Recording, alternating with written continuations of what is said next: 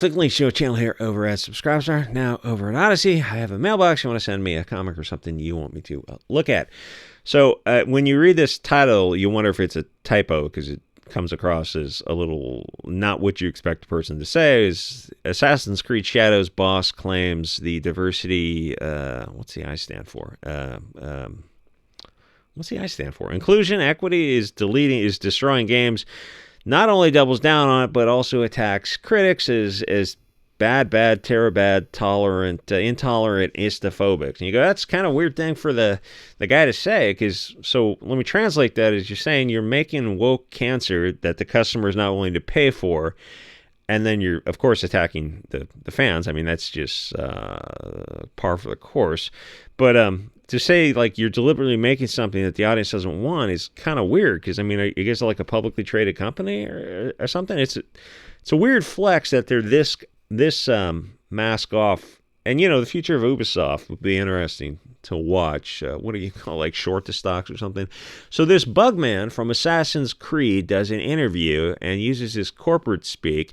And I remember I was in Santa Rosa, actually, and I was talking to someone at a gas station about like barbecue marinades and whatnot. And they have to take a call from work, and they start in with this fake speak using all the buzzwords, where he went from talking to me about normal marinades and then going into talking about like utilizing our human resources and synergy. It's a totally different language, and you know, he's making faces at me, letting me know that we're both on the same pit. Like, everyone knows how fake it is, but it's just it's the CYA language, you know, it's cover your rear end kind of thing.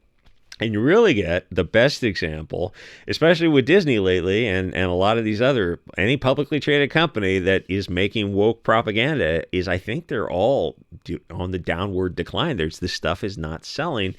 But Disney is one we've been kind of following when they have to do the quarterly shareholder reports, where the woke direction the company is going in is losing the money. So they use a lot of the soft pedaling double speak to cushion the blow, instead of just saying that the left-wing narrative they're pushing is not what the customer base is willing to pay for. Because as I've said before, there's a huge difference between somebody on social media virtue signaling that they want something that has these left-wing values in it, but that's not what they were willing to pay for. What they're willing to pay for is actually the bottom line. Because if they said that, well, the big shareholders would ask, well, why on earth are you making woke cancer if it's not selling? And there has been some Disney shareholders where, you know, we own stocks. My first stocks, it was like $2,000 in each company. I don't own any Disney, thank God. But these people own quite a bit more than $2,000 in stocks. They own enough to be very concerned about what direction the company is going in. And they have asked those harsh questions. In fact, to the point where some of the stockholders tried to take over the direction of Disney. But the answer is they're going in this woke direction because this is their religion. They're lizard people from beyond the buckaroo bonsai dimension. Remember that book and movie? 80s movies were the best. What was that one? Oh, God, it was like this guy's like an action adventure kind of hero, like a MacGyver type of thing, and he's running around, and there's I think a guy who plays the Chinese, not like wizard character, but he's not Chinese, like a Charlie Chan type of character, which is, they had three different Charlie Chans, and none of them were, of course, played by Chinese actors, which seems like you could find somebody. We need a chubby Chinese guy in his 60s to play the role. It's like, no, we're gonna have somebody just like scrunch up his eyebrows or something and talk in a horrendous accent. But I love those. I love that Charlie Chan. They show all his stuff on YouTube. So anyway, this video game is going to come out in a few months and probably is not going to perform as they expect it to. It will underperform. It will have a softer than expected launch. All the BS buzzwords they use, because it's about this is one of the characters, a really invisible, which is, I guess, good for being a spy, not conventionally attractive female in Japan 500 years ago.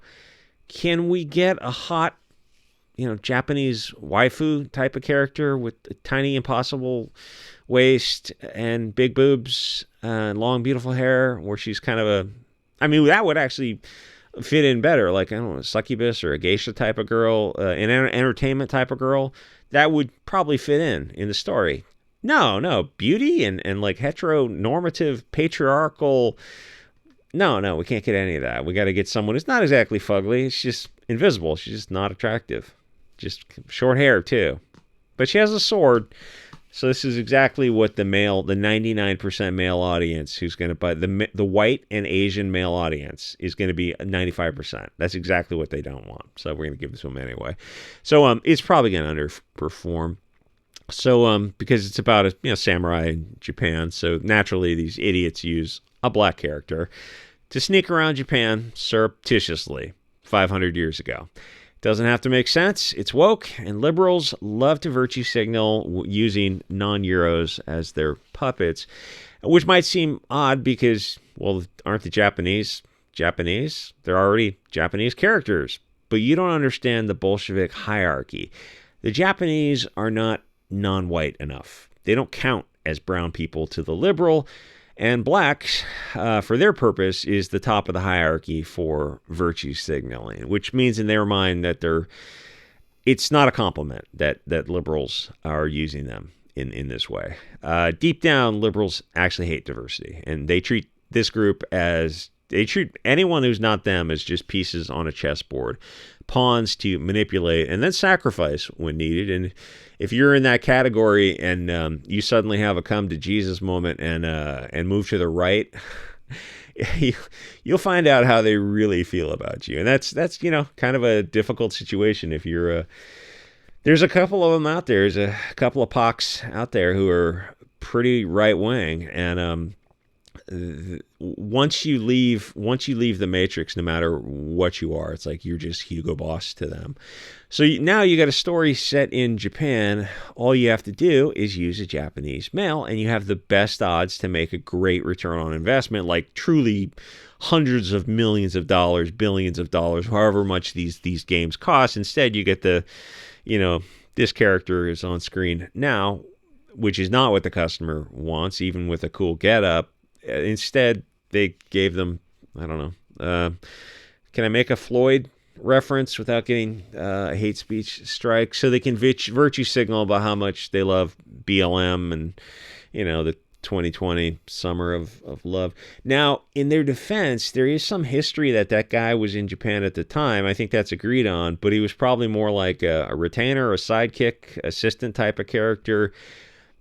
But if he actually was a samurai, I could see how you'd want to tell that story because it would be a very rare story and it would be cool. The problem is this is not the video game for that story with him as the main character as a samurai. You can have him fighting battles, but not as someone who has to, not in this story where he's got to sneak around and he's the only non-Japanese in the country. That's not... The suspension of disbelief just doesn't go that far. It's like when they're telling like modern woke retellings of James Bond's story, and they have these type of POCs in Russia in the 60s. It's like that just, or Eastern Europe, it's sneaking around. It's like that's ridiculous. I mean, you're in Austin Powers territory. The problem with this is the history. It was like 500 years ago. The history is just not clear, and Occam's razor says it probably was not. But I understand their point of view. It would be a very rare story to tell, like the one story of the Black Samurai. That would be I could see why that would be compelling. But the other issue is simply, well, what does the audience want? And gamers think Japanese are cool, and not without reason. And they want to buy a game with a Japanese male in the story, not a woman. And not a plain-looking woman, or a black character. The whole summer of arson and riots was 4 years ago. People are done with what is perceived as woke race swapping. And I say perceived because the perception is reality when it comes time to put $70 down on a game or $17 down on a movie. Or, $25 for a monthly streaming service. The people making these games value all the Frankfurt School buzzwords of vagina-powered diversity, but we don't. Most people are at their heart nationalists and not feminists. It's all those things are cancer. They're blood first. They want to see one group versus another clearly delineated group, discrete entities, and Today I just learned the difference between discrete and discrete. Apparently there's two spellings, which is funny because I was using both of those as two different words, one with a EE and one with a ETE. Anyway, the problem with globalist tribe mix story, yeah, I feel pretty stupid for not knowing that at this age. With globalist tribe mix stories is essentially you end up with one group of mixed affirmative action hires fighting a group that looks remarkably like them, where it's like you take a bunch of people from LA casting call and you just split them in two and say, okay, if you're one tribe and you're one tribe and fight each other, it's like Rings of Power. Why is Rings of Power a massive failure? Is because of the things I just described. It's a Chase Bank army versus Google army. And, you think, oh, what a ridiculous example. Is it? I mean, there's how many dystopian science fiction stories with, was it William Gibson, Mona Lisa Overdrive, the guy who wrote all those stories, or Neil Stephenson? I think he writes the math stuff. I got one of his big books on the shelf. Honestly, I'm going to have a book giveaway one of these days. It's just that the shipping is so friggin' expensive. And I don't know if you guys read books or not, but if you do, let me know. I have some, I've got like several pounds of walking graphic novels that I kind of would like to give to somebody. Anyway, where's I going with this? The Chase Bank versus Google Bank. It's like, you think that's so ridiculous, but Tesla say you're going to live to see man-made horrors. Looks around at what they're doing to kids. Oh, we're already there. Does it get worse? Yeah, it will get worse. The thing is, nobody cares because they're not fighting for blood. They're fighting for a paycheck. It's the soldier of fortune type of thing. If the other side pays more, if the other side is winning, they're just going to switch. It's what America is learning with its armed forces recruitment now, because the only people are joining for a paycheck, or they don't care about the country or the country they're fighting, so they're just going to do the bare minimum to keep themselves safe, which is disaster for military. But we're gonna find that out depending on who gets elected, and I don't think it'll matter actually who gets elected. I think the consequences will be the same. So globalist themes make bad stories because they make bad realities. People don't value one diverse group fighting another, and nobody actually believes in all the gender identity stuff because none of it's real. Obviously, it's a fad. Fads come and go all the time. Oh, kind of wish I hadn't cut my nuts off. Yeah, you're going to regret that. Pretty seriously regret that. And I hope you seek peaceful redress of grievance. So he says he's ignoring attacks driven by intolerance, but that's a bizarre business plan because the people, anyone who disagrees with me is intolerant. Okay, good luck with that. The people are openly telling you that they don't tolerate diversity, and they shouldn't because it's cancer. It destroys nations. So Karl Popovic with your little cartoon, wouldn't logically we just not tolerate you because you, the left wing, want to silence and censor right now, but you say we can't tolerate the right because they'll censor in the future. But you're advocating censorship now, so we just wouldn't tolerate you. Oh.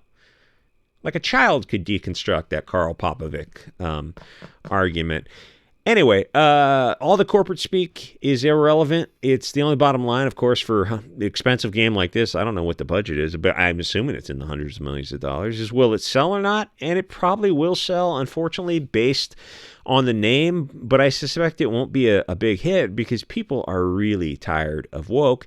And as somebody pointed out in the comments, their side is accelerating things because now we have the ability to offer a counter narrative using alt social media. There's a fair amount of live streaming platforms that are springing up because in this guy's I don't know if I can say some of the names. Actually, there's two names I can't say on YouTube because in this guy's interview, he's openly saying that he's making propaganda, and at least he's being honest about it, which is actually pretty cool. It's just I think they have a massive lack of self-awareness.